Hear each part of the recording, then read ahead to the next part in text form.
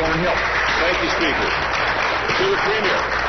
Premier, you appointed a finance minister who, like me, has a significant background in private sector business. And in private business, he knows and I know there are controls on spending or it is goodbye. We also know that salaries, the largest cost to the province, are key, and that unions talk about leveling the playing field, about doing well for their union members. So what happens when that playing field tilts the other way, when it favors unions on the public's back? My experience, Mr. Sousa's experience, inform our actions, and you exercise control or you're out. And I'd expect you to agree with that, Premier. So we have a new hiring elite in our public sector, and it's your finance minister's job to control that. I know you'd agree.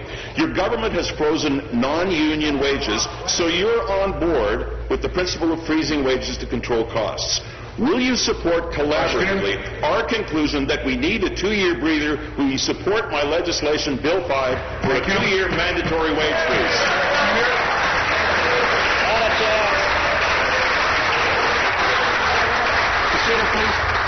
Premier? Mr. Speaker, I won't. We've always been clear that there is no room for a wage increase. We've been working with our public sector partners to implement that, Mr. Speaker. We've negotiated agreements with Amaxio, with the OMA, with OPSU, Mr. Speaker. We have had good results in working in partnership with our public sector partners, Mr. Speaker, and I think that is the course for us going forward. We've been very clear. There is no room for a wage increase. We're having success in negotiating those agreements, and we're going to continue on that path, Mr. Speaker. With respect, that is not an answer to Ontarians, Premier. Most people know what has to be done when the money just isn't there. And the StatsCan figures used by the Fraser Institute and CFIB don't lie.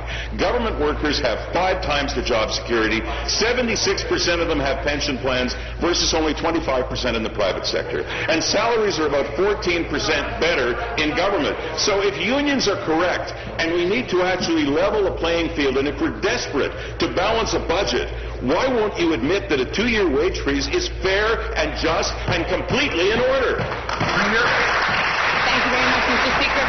So what the member opposite is arguing for is an outcome. He's arguing that there should be wage constraint, Mr. Speaker. We are making the same argument, Mr. Speaker. We have different methodologies to get there, Mr. Speaker, but the outcome has to be the same. I agree that we need wage constraint. That's why we've been on the path that we've been on for the last year. That's why we have negotiated the 0-0 agreements that we have negotiated, Mr. Speaker. We are working to the same goal, but we are not going to use the same mechanism as the member opposite is suggesting, because we really believe that working in partnership, working with the public sector employees, we can get there, and we're demonstrating that that's possible, Mr. Speaker. Final supplementary.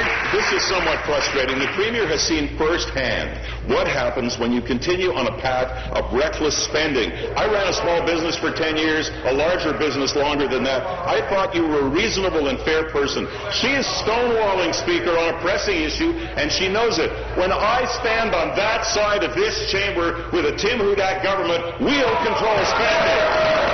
And there will be a level playing field. So, back to the Premier.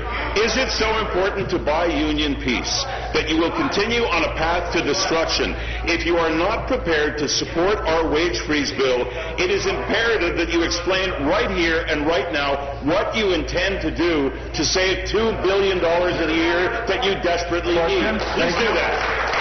Thank you very much, Mr. Speaker. The reality is, they've got to do their standing ovation.